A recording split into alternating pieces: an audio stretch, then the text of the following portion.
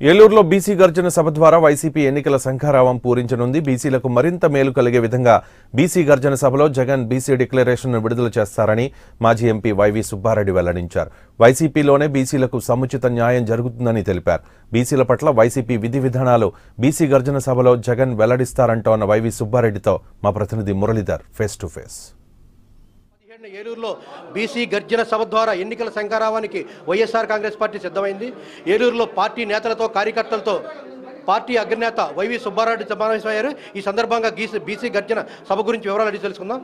Sir చెప్పండి, ఈ BC గర్జన సభ ద్వారా మీరు ప్రజలకు ఏ సందేశం ఇవ్వదలుచుకున్నారు?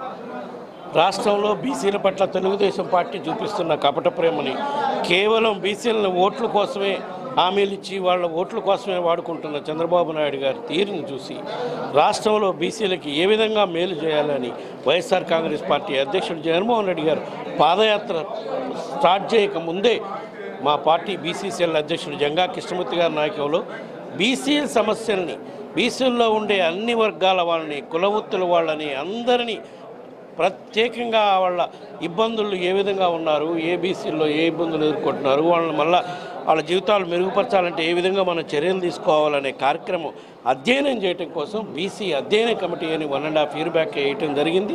వాళ్ళు 13 జిల్లాల్లో విస్తృతంగా పర్యటించి బీసీల ఇబ్బందులన్నీ తెలుసుకొని పార్టీ అధ్యక్షుడు జగన్మోహన్ రెడ్డి గారికి మొత్తం ఆ సమస్యల పట్ల పూర్తిగా అవగాహన చేసుకొని వాటిని ఏ విధంగా పరిష్కారం చేయాలని పార్టీ అధ్యక్షుడి ముందు పెట్టడం జరిగింది.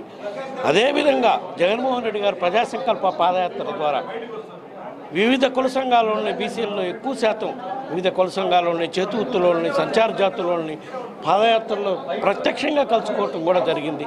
వాళ్ళ సమస్యల పట్ల పూర్తిగా అవగాహన చేసుకోవటం కూడా జరిగింది. కాబట్టే రాబోయే ఎలక్షన్స్లో మనకి ప్రజలు అధికారం ఇస్తే, వైఎస్ఆర్ కాంగ్రెస్ పార్టీ అధికారంలోకి వస్తే బీసీలకి ఏ విధంగా న్యాయం చేస్తాం, బీసీలకి ఏ విధంగా మేలు చేసే కార్యక్రమం చేస్తామని ఒక అఫీషియల్గా డిక్లరేషన్ ఇచ్చే కార్యక్రమమే ఈ ఏలూరు బీసీ గర్జన సభ యొక్క ముఖ్య ఉద్దేశం. అంటే ఇప్పటికే నవరత్నాల పథకం ద్వారా వైఎస్ఆర్ కాంగ్రెస్ పార్టీ విస్తృతంగా ప్రచారం చేసింది. అంటే కొత్త పథకాలైనా ప్రవేశపెట్టే అవకాశం ఉందా, ప్రకటించే అవకాశం ఉందా? పథకాలు అనే కన్నా కూడా బీసీల కోసం ఏ విధంగా ఇప్పుడు మన పథకాలు అమలు చేస్తున్నారు, ఆ పథకాలను పూర్తిగా వాళ్ళకు మేలు చేసే విధంగా ఏ విధంగా మనం చేయాలి. ఫర్ ఎగ్జాంపుల్, స్వర్గీయ రాజశేఖర రెడ్డి గారి పీరియడ్లో ఫీజు రియంబర్స్మెంట్ పెట్టారు బీసీల కోసం.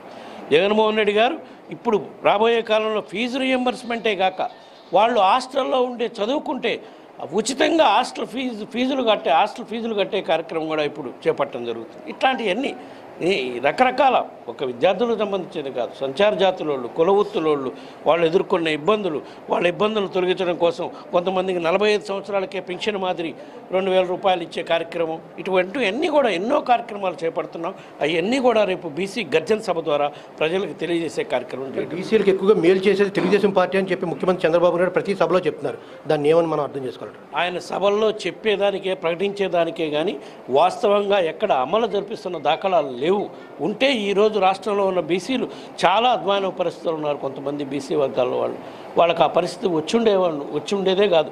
చంద్రబాబు నాయుడు గారు ఎప్పుడైనా సరే బీసీలని ఓట్ల కోసం వాడుకునే కార్యక్రమే చేస్తున్నారు కానీ ఆచరణ సాధ్యం కాని హామీలు ఇచ్చి వాళ్ళ పట్ల ఎప్పుడూ నిజమైన ప్రేమ చూపించిన ఇదే లేదు.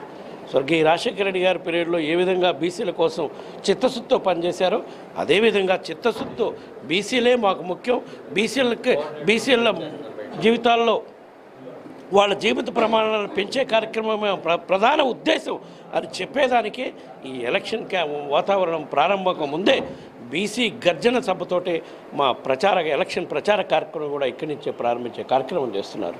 అది మాకు బీసీల పట్ల ఉన్న ప్రేమ. ఇది వైఎస్ఆర్ కాంగ్రెస్ పార్టీ అగ్రనాయకులు వైవి సుబ్బారెడ్డి చెప్పింది. తెలుగుదేశం ప్రభుత్వం బీసీలను ఎన్నికల ఓట్ బ్యాంక్ కింద ఉపయోగించుకుంటానన్నారు. ఫీజు రీయింబర్స్మెంట్ పథకంలో పూర్తిగా తెలుగుదేశం ప్రభుత్వం నీరుగార్చిందంటున్నారు. ఈ సభ ద్వారా బీసీలకు మరింత మేలైన సౌకర్యాలు కల్పించే విధంగా జగన్మోహన్ రెడ్డి ప్రకటన చేస్తారని చెప్పేసి వైవి సుబ్బారెడ్డి గారు చెప్తున్నారు. కెమెరా పర్సన్ సమీర్తో మురళీధర్, AP 24/7, పశ్చిమ గోదావరి జిల్లా.